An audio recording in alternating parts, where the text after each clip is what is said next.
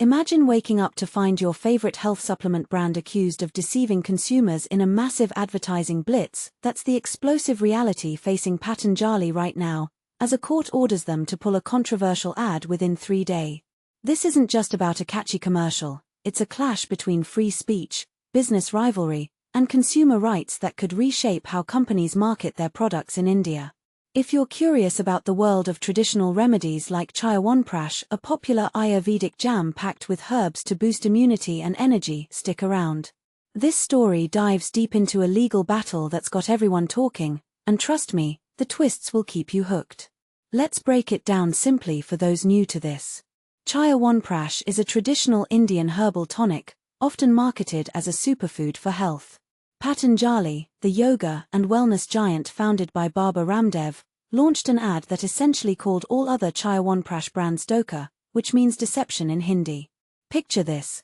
The ad painted a picture where only Patanjali's version was the real deal, implying everyone else was tricking buyers.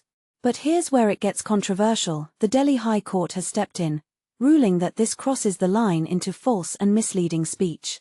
On November 12, 2025, at 5:12 a.m. IST, the court delivered its verdict.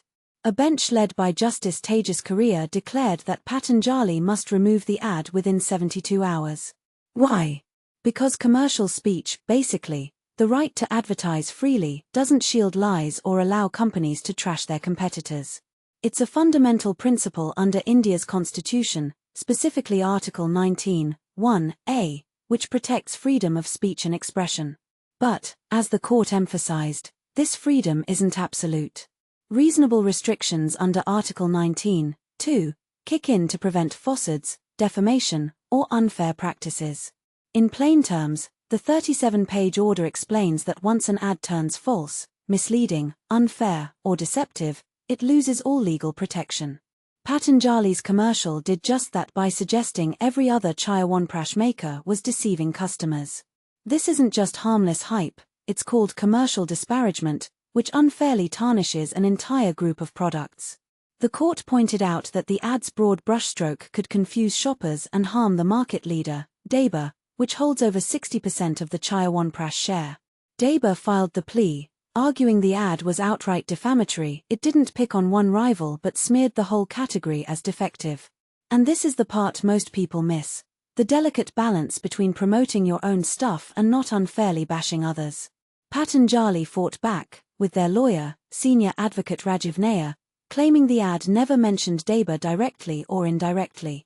Instead, it highlighted Patanjali's Chyawanprash as a superior, healthier option with unique ingredients not found elsewhere.